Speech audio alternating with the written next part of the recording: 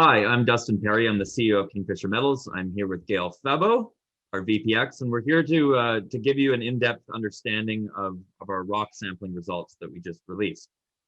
We've cut out from this video the beginning of the slide deck that gives you the regional context, just for brevity. Gayle, do you want to touch on anything before we get into this? Yeah, just this presentation is digging a bit deeper into our field results, and we're just going to go through our rock sampled areas and provide a bit more context for what we're presenting here.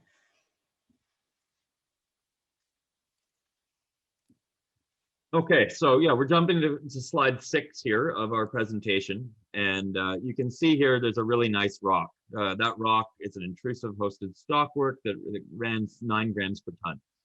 So the cloud drifter trend, as we discussed in our last video and our last press release, it's covered by a really big soil anomaly with 134 samples over half a gram and 50 samples over a gram. Within this area, though, and with the results we just released, there's 279 rock samples averaging 5.62 grams per ton. So incredible grades, up to 100 and almost 29 grams per ton. We also completed some backpack drilling in some areas, trying to test the background material, and we got the full depth of one hole was 8.3 meters of a gram. So we're starting to see this target really shape up nicely, and it's getting us excited for a drill program this summer. So this is what it looks like over top of the soils that were in the last release. You can see amazing grade distribution through here. There's a lot of really high values. The 90th percentile here, so the top 10% of samples are almost half an ounce per ton at 14.6 grams per ton. There's some other good grades in silver over at the Langara zone. But one big thing to point out here is that much of the sampling we completed in the cloud drifter zone on the western part here is new.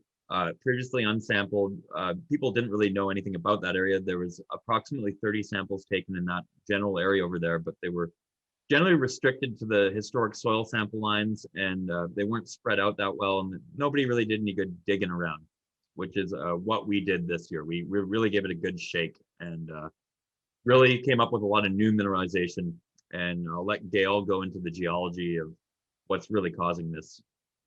Yeah, so we talked about this more in our last presentation, but basically the cloud drifter zone and Langara is what we're going to be talking about here.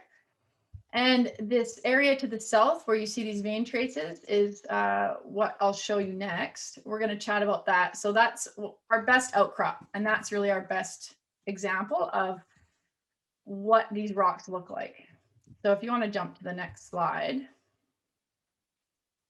Okay, so this is a look at the entire cloud drifter trend. So cloud drifter zone in the foreground and Langara is in the background.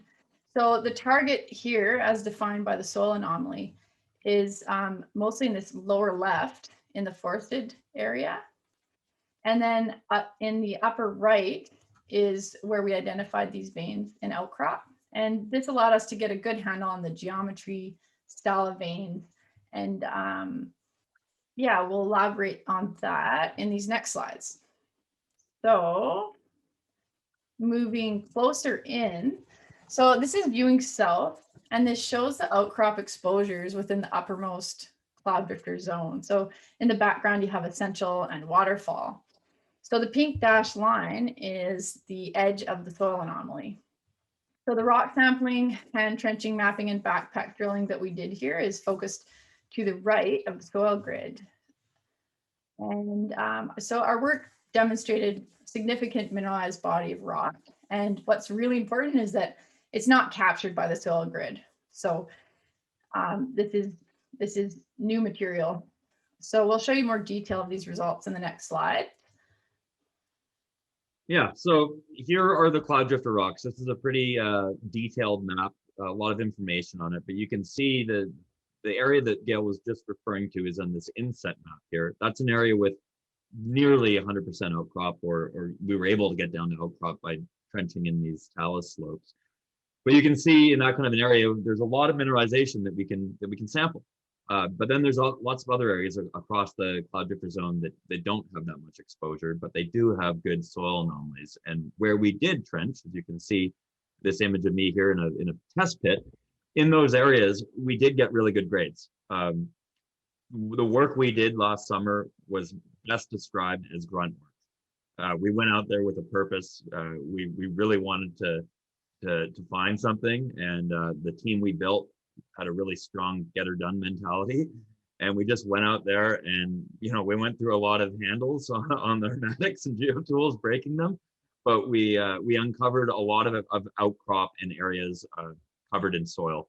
And this exploration methodology, which is a pretty old school technique, was highly effective here. And we will be doing it elsewhere on the project area, but also within the cloud drifter zone that we just ran out of time. There's still a lot more work to do there. So here's the geology. I'll let Gayle go into more detail. Yeah, and similarly, the geology mapping was a bit like that too. It was a lot of digging around, and where there wasn't good outcrop, it was just looking for subcrop and making the best interpretations we could. So it was just a lot of tough work and digging. So here is the view of the cloud drifter zone. And what's important here is that the mapping outlined a continuous hydrothermal system. So these aren't just isolated features or veins. This is really a domain where you can find these veins. So it's more than 1 kilometer long and more than 500 meters wide. And nothing is constraining the northerly and easterly extents, which are undercover. So a lot of information here. I'll just break down what I think is important for the gold story. So number one is the structural prep. So numerous structures of different ages, early basin faults, fold and thrust belt structures, and then these younger northwest strike slip fault. And it's the perfect setting for making the structural pathways and breaking the rock. So the second important feature here is the emplacement of these intrusions, these easterly pink bodies. And this is just prior to vein formation. So it contributed to further fracture of the rock, rheology contrast, and also provided an important compositional contrast between the mafic-rich rocks and the sediments. And that's a great trigger for gold deposition. Okay, and now we're going to jump into the results from the upper cloud drifter area. Okay, so this is our first hand trench, trench number 1. And what's important is in this view, no historical rock or soil samples. So it really just saw some rusty dirt and started digging. And you can see the small people on the bottom give you an idea of the scale here. So we found closely spaced discrete veins and fault breccia replacement bodies, as you can see in the rock photo here. And this is all part of a hanging wall deformation zone to a thrust fault. This is all brittle deformation. So the first trench is 9 meters. We struggled to get outcrop. So some of these samples we just supplemented by taking soil samples of the rusty dirt. And one of those returned 22.1 grams per ton gold.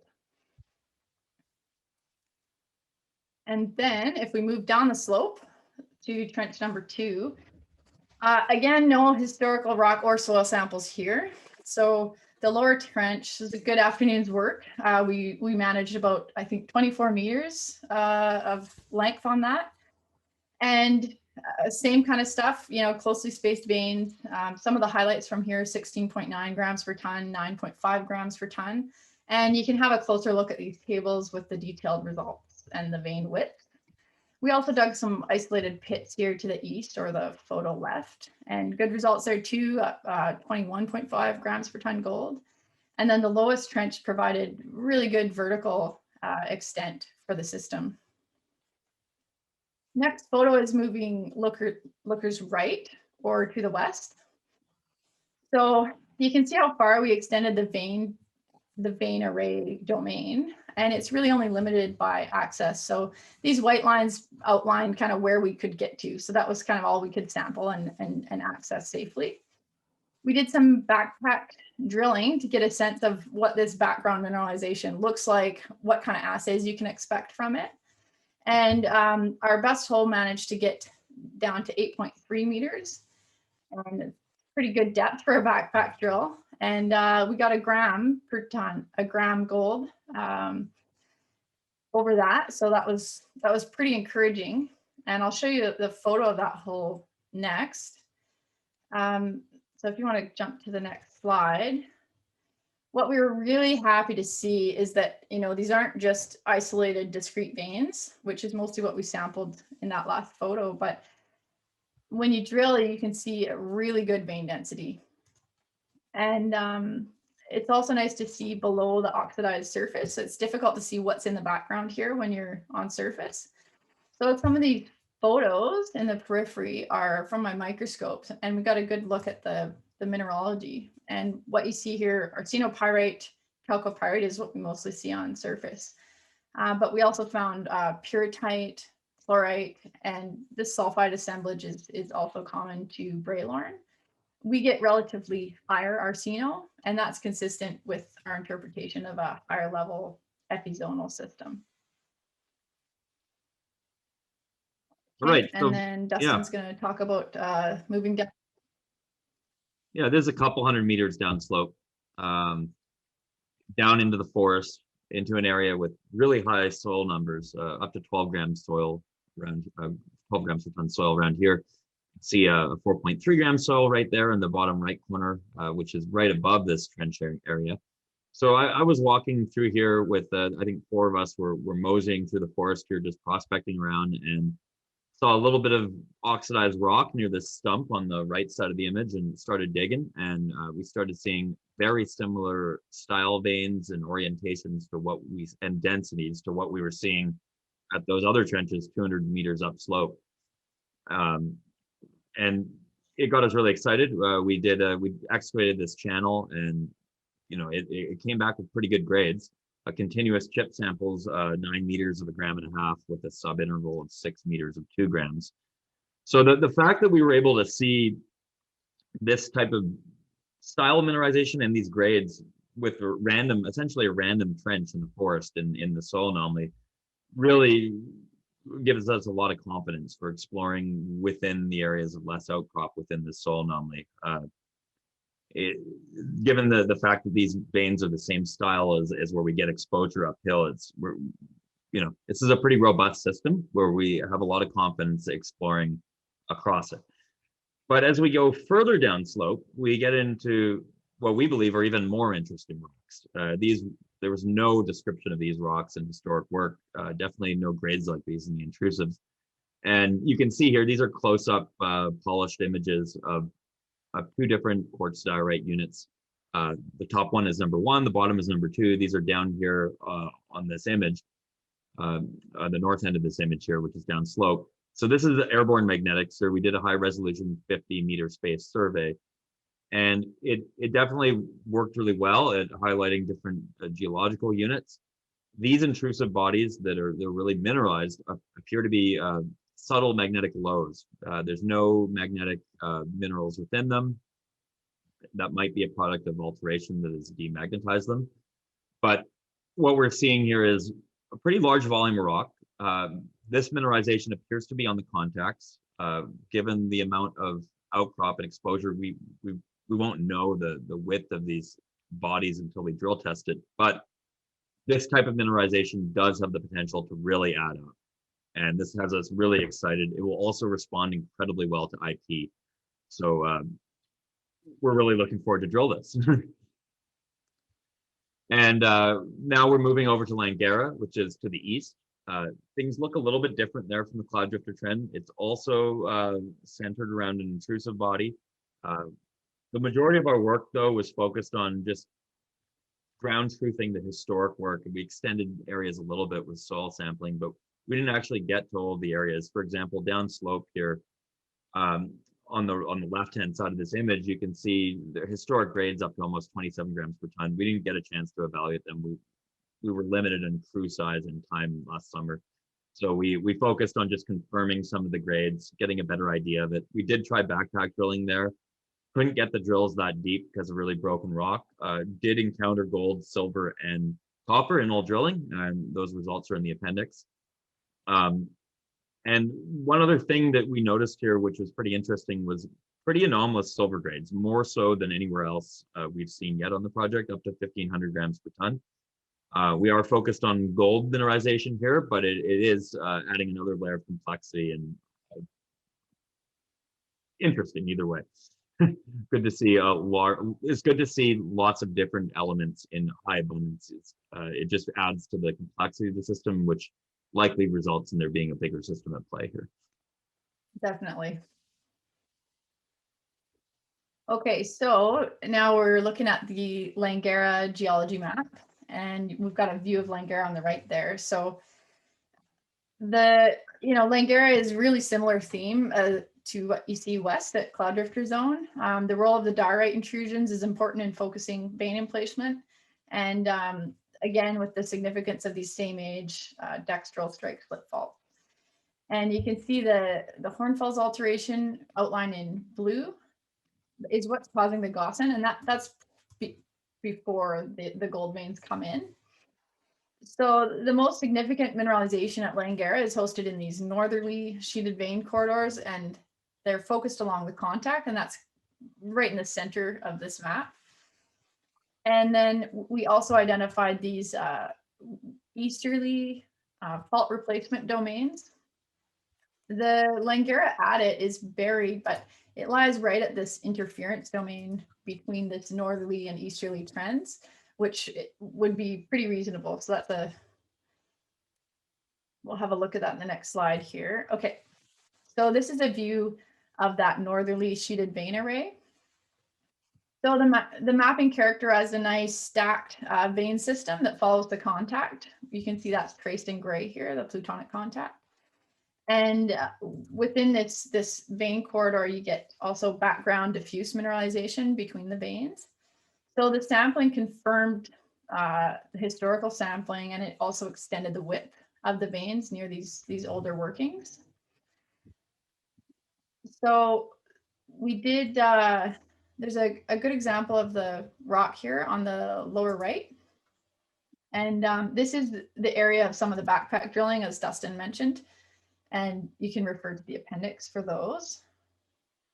And then we're going to just move to photo right in the next slide. All right, so the adit is located here at the bottom, and unfortunately it was buried. So this is the southernmost Langara zone.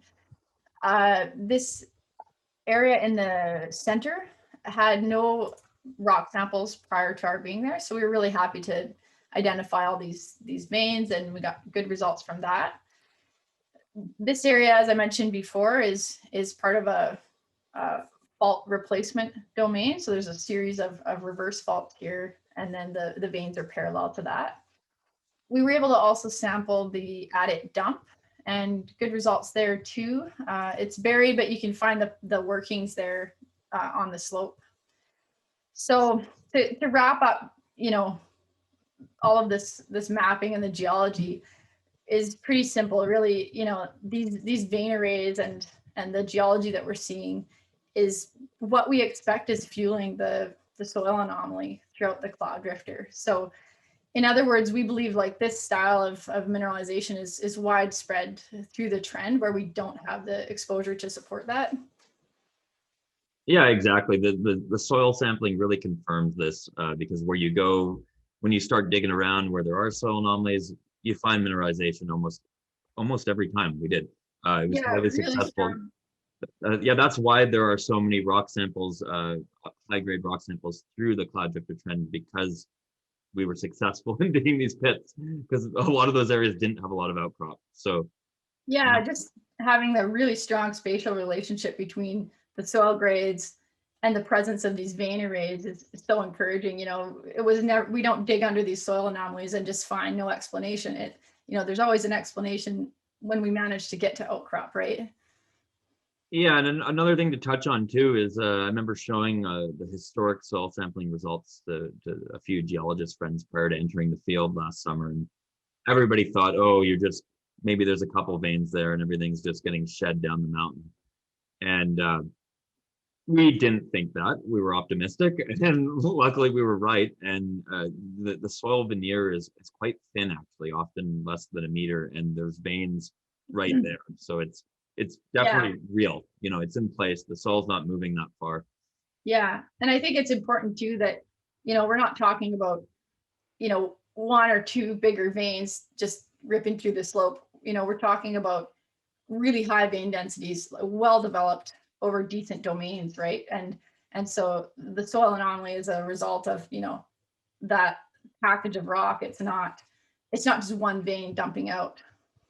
Exactly. It's a robust system, and our job with drilling and, you know, using more geophysics IP will be to really hone in on where those areas where you get highest densities, but also a bit more width in these systems. And, you know, you're going for ore shoots, so you need some bulk. You need to really get that big intercept of higher grade. But the fact that you're getting this much grade over a broad area points to that being a good opportunity. Absolutely. Yeah. Yeah. All right. Well, we'll be in touch on the next one. If you need to reach out to us, just get a hold of us. I'm Dustin at kingfishermetals.com, and she's Gayle at kingfishermetals.com.